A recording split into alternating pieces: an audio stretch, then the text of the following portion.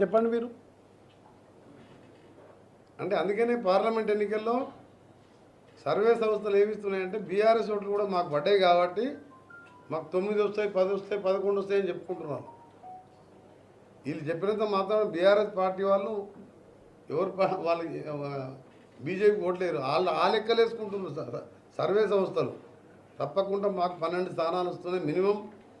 ఇంకొక స్థానం టైట్గా ఉన్నది, అది కూడా వచ్చే అవకాశం ఉన్నది. కానీ దీన్ని మాత్రం ఈ దొంగచాటు వ్యవహారాలు ఏంది? ఇప్పటికే దేశం మొత్తం దొంగలా దొరికిపోయినావు. ఈ హరీష్ రావుని పంపించి ప్రభాకర్ రావు దగ్గర నువ్వు రావద్దని ఎట్లా చెప్పిస్తావు? పిలిపి నీ మంచిగా కదా, ఎక్స్టెన్షన్ ఇచ్చిన కదా, పిలిపించి తప్పైతే తప్పు చేసినా ఒప్పుకోమని చెప్పండి. ఈరోజు కాకుండా రేపు ప్రభుత్వం ఏర్పడిన తర్వాత కేంద్రం మీద ఒత్తిడి తీసుకొస్తాం, మేము రెడ్ కార్నర్ నోటీస్ ఇస్తాం, పట్టుకొస్తాం. కానీ హరీష్ రావు పోయి ఆయన రావద్దని చెప్పడం ఏంది? పోయే ముందు ఎవరికైనా తెలుసా?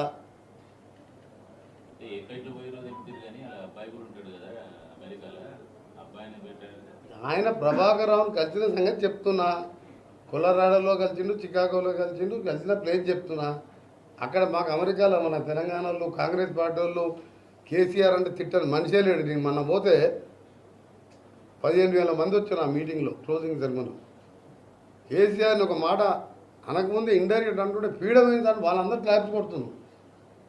ఒకప్పుడు వాళ్ళందరూ తెలంగాణ రావాలి, కేసీఆర్ని కూడా సపోర్ట్ చేసిండు, మోరల్గా అక్కడ ఉద్యమం చేసిండు, ఇక్కడికి వచ్చి సపోర్ట్ చేసిండు తెలంగాణ. వాళ్ళు పీడమైంది సార్ మన తెలంగాణ. కానీ ఎందుకంటే ఏ ఐటీ కంపెనీ అయినా, ఏ అమెరికా ఎన్ఆర్ఐ వస్తే కొడుకు కానీ అయ్య కానీ అపాయింట్మెంటే లేదా?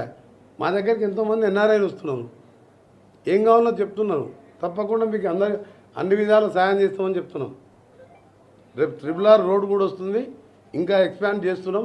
కొత్త ఐటీ కంపెనీ కానీ ఏ ఆర్టిఫిషియల్ ఇంటెలిజెన్స్ అన్ని ఇవాళ డెవలప్ చాలా ప్లాన్ ఉన్నది మాకు. మూసీ లాంటిదే 40,000 కోట్లతో ఇవాళ హైదరాబాద్, రంగారెడ్డి, నల్గొండ 1 కోటి మంది క్యాన్సర్ లాంటి రకరకాల రోగాలుతో ఇవాళ ఏడుస్తున్నారు. దాన్ని ఇవాళ మేము క్లీన్ చేసుకుంటూ ఎస్టీపీలు కట్టి ఆ డ్రైనేజ్ వాటర్ సపరేట్ తీసుకుంటూ మళ్ళా మీ గోదావరి వాటర్ని తీసుకొచ్చి 5 TMC ఫ్రెష్ వాటర్ సిటీ మధ్యలో పోయే విధంగా ప్లాన్ చేస్తున్నాం. ఎందుకు 10 ఏళ్ళు ఉన్నాడు, అద్భుతమైన పాలన అందించినావు. మూసీని శుద్ధీకరణ చేసి ఐడియా రాలేదు నీకు? ఇవాళ మా ముఖ్యమంత్రి గారు చేస్తుంటే నేనేదో పొడిచిన నేను మూరేడంతా లేడు అంటున్నావు కదా. మూరెడు బారెడు నా హరీష్ రావుకి ఏం తెలిసింది? రేవంత్ రెడ్డి గారికి ఎందుకు ఆలోచన వచ్చింది మూసీని క్లీన్ చేయాలని?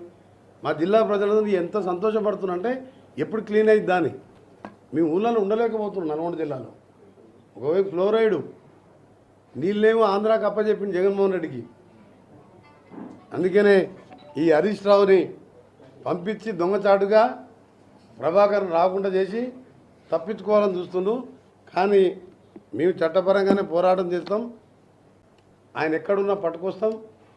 దీని ఫోన్ ట్యాపింగ్ వ్యవహారం ఏందో చట్టం తన పని తాను చేసుకుంటుంది. కానీ దీన్ని మాత్రం ఏంటంటే చెప్పకుండా పోయొచ్చే అవసరం ఏంది? ఫ్యామిలీతో అమెరికా పోయేస్తున్నా అని చెప్పి 5 రోజులు ఫ్యామిలీతో పోతున్నా అని చెప్పిపోతే ఏమవుతుంది హరీష్ రావుకు? నువ్వు ప్రభాకర్ రావుని మీరు పోయి అడగండి. ప్రస్తుతి నేను ప్రస్తుత ద్వారా అడుగుతున్నా ప్రభాకర్ హరీష్ రావుని నువ్వు ప్రమాణం చేయి. నువ్వు ప్రభాకర్ రావుని గెలవలేదని చెప్పవు. నేను దేనికైనా సిద్ధమే. నువ్వు కలిసినప్పుడు ఆ పక్కకు ఉన్నోళ్ళు అంటే నువ్వు రూమ్లో పోయి మాట్లాడుకున్నా కానీ బయట ఉన్నోళ్ళే చెప్పిన విషయం నాకు ఇది. రూమ్లో కలిసి ఫోటో అంటే తినేస్తే చెప్పాలి. నువ్వు బడే ఉన్నావు. ఇప్పుడు తెలంగాణ